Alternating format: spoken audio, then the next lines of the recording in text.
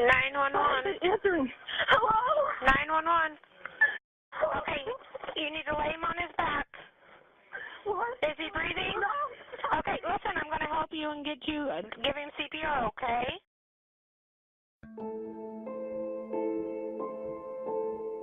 Tammy Markhart.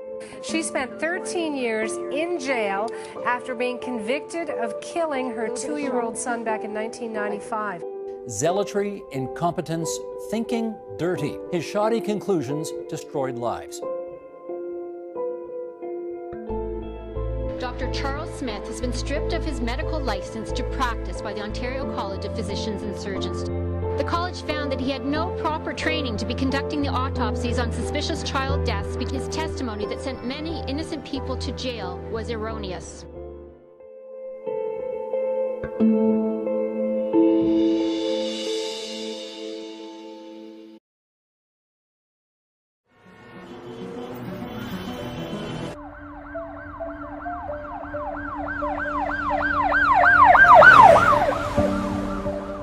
On the afternoon of October 9th, 1993, 21-year-old mother Tammy went to go check on her 2.5-year-old son Kenneth, who was napping on the bed in their spare bedroom.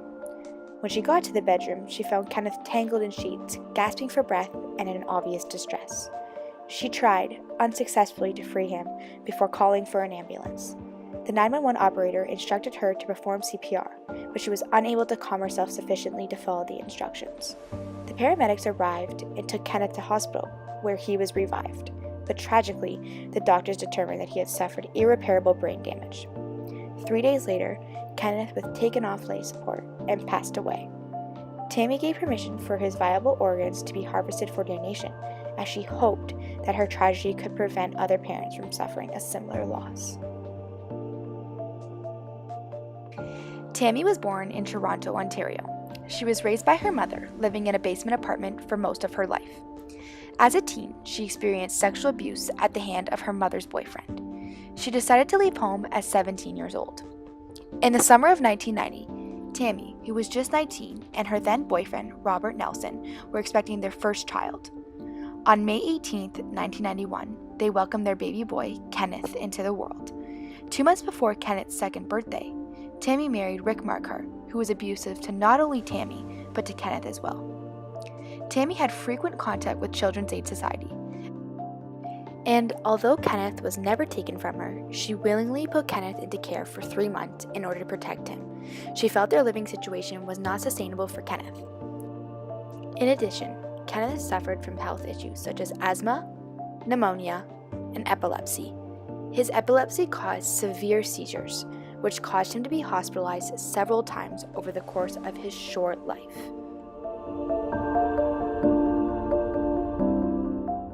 Tammy was tried by judge and jury in Whitby, Ontario. Charles Smith, chief pathologist at the Pediatric Forensic Pathology Unit at Sick Kids Hospital, testified that Kenneth died of asphyxia and concluded that his death was a result of him being strangled or smothered. Smith's testimony was central to the prosecution theory that Tammy had suffocated her son in a moment of frustration. In the eyes of the Crown, Tammy was a young mother with limited financial resources and parenting and coping skills, who was involved in an unstable relationship with Kenneth's stepfather. Smith pointed to petechial hemorrhages, small red spots on the organs and tissues that had not been donated as proof of his theory. The Crown further relied on testimony of several children's aid workers to lend circumstantial support to Smith's conclusion. Tammy testified in her own defense and insisted that she was innocent, a position that she remained throughout her ordeal. The defense argued that Kenneth had died during an epileptic seizure, but they called no medical expert of their own to support this theory. Perhaps not surprisingly, the jury accepted the Crown's theory, and on October 24, 1995, Tammy was convicted of Kenneth's murder. She was sentenced to life in prison without the possibility of parole for 10 years. Tammy appealed her conviction to the Ontario Court of Appeal. On January 22, 1998, her appeal was dismissed by a unanimous court. Since Legal Aid Ontario refused to provide her with further funding, she was not able to make an application for leave to appeal to the Supreme Court of Canada. Having lost her son and case, Tammy was languished in prison.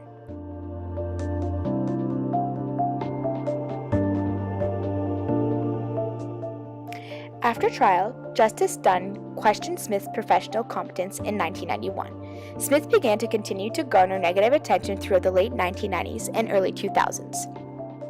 In February of 2003, the Association in Defense of the Wrongly Convicted wrote to the Crown Law Office requesting the release of autopsy materials from another one of Smith's patients.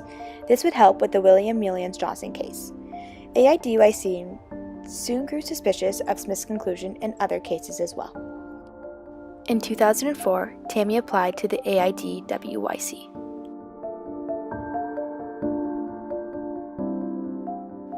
In April 2005, AIDUIC wrote to Dr. Barry McLennan, then the Chief Coroner for Ontario, and Michael Bryan, then the Attorney General, urging a full public inquiry into Smith's work.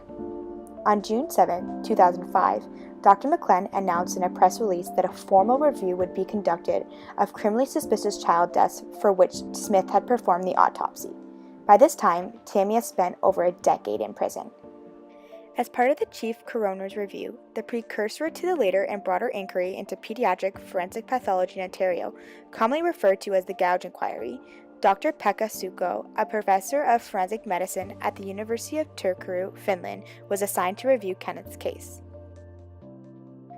In his October 2007 report to the Chief Coroner, Dr. Sukko concluded that Smith's finding of asphyxia was illogical and completely against scientific evidence-based reasoning.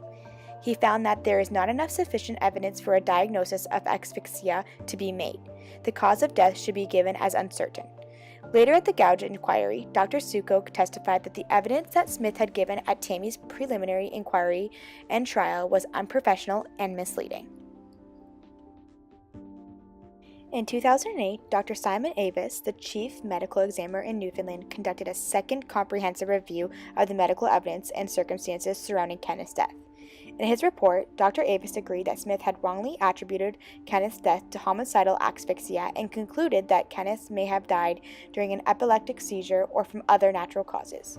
While Smith stated that the harvesting of several of Kenneth's organs prior to the autopsy was merely a minor inconvenience, both Dr. Avis and Dr. Sukko were critical of this fact. On March 12, 2009, Tammy was released from the Grand Valley Institution for Women in Kitchener, Ontario, pending the decision of her application for leave to appeal to the Supreme Court of Canada. At this point, she had already spent nearly 14 years in prison.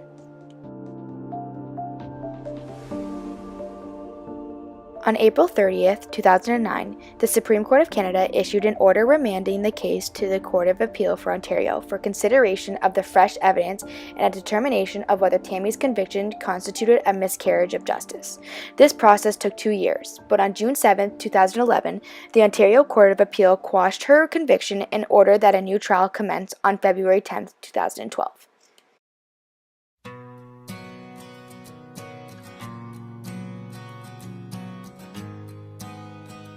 Before the new trial could begin, however, the Crown withdrew the charges against Tammy. That decision was no doubt based on the fresh medical evidence provided by experts.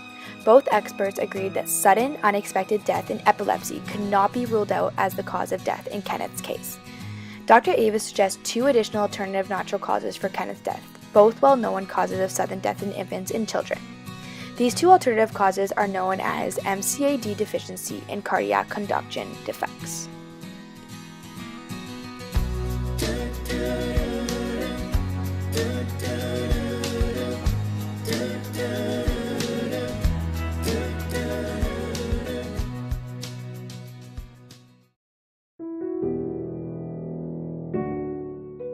The jury heard a considerable amount of evidence regarding Tammy's demeanor at the hospital, Kenneth's funeral, and upon her arrest. Tammy was in the hospital for self-harm just shortly after Kenneth's death, but her husband insisted for her to not be admitted, and the hospital reported a missing patient to the police. When the police showed up to her house, she was set off again. She was hysterical in front of the police, contributing to her lack of stability that was used against her during the trial. It was exceptionally hard for her to have her character being questioned and criticized. Her demeanor was used against her in order to portray her as a baby killer. In society, we often view people and their feelings by their outward appearance.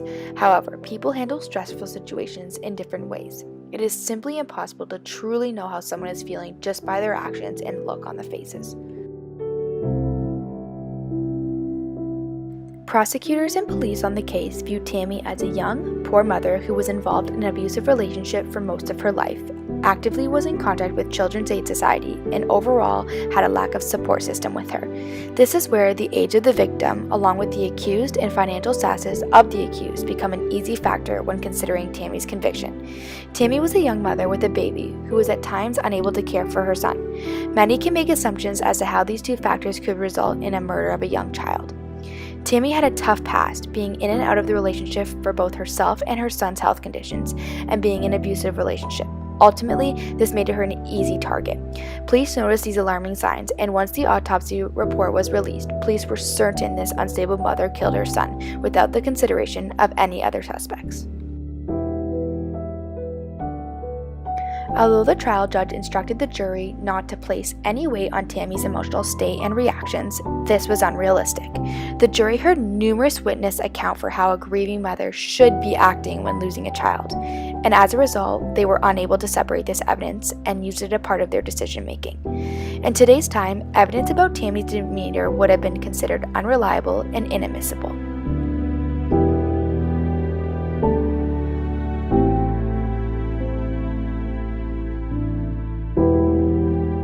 Before James Lockyer took on Tammy's case, Tammy's two lawyers during trial could not come to a consensus on whether or not Tammy should accept the prosecutor's plea bargain. Along with this confusion, they gave minimal advice, and they also failed to call their own medical witness to testify in support of their theory that Kenneth died from an epileptic seizure. This left the expert witness Charles Smith with the only forensic evidence presented at Tammy's trial. The issue at hand here is not only Tammy's individual lawyers, but a systematic issue where lower-class individuals are not given proper legal counsel or advice. Tammy is just one of the victims to inadequate legal counsel and an example of the consequences of this systematic issue.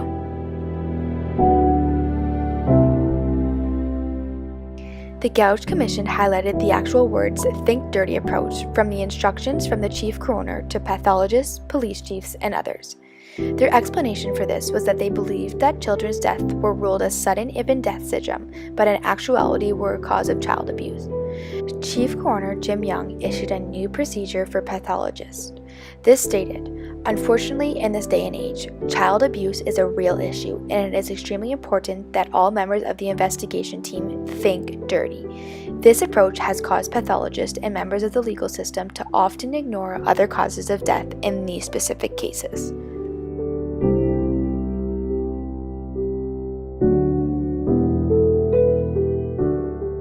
From this short documentary of Tammy's story, we can conclude that Charles Smith was the main cause of Tammy's wrongful conviction.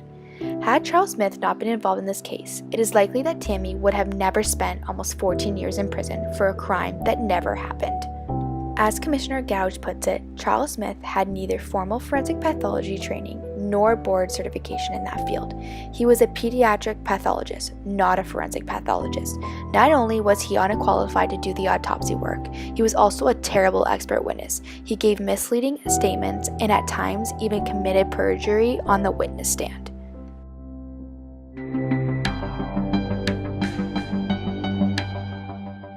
I think enough has been done in dealing with just what he wrote. I don't think anything could vindicate.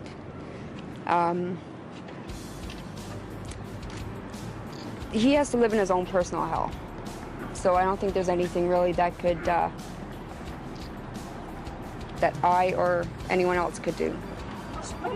But yes, I would ask him what he thought he was doing, who he thought he was, and why.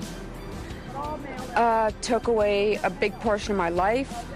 Took away my life with my children, took away my ability to grieve, my freedom, my mentality. It really took a big chunk of my soul. How do you deal with that day to day now?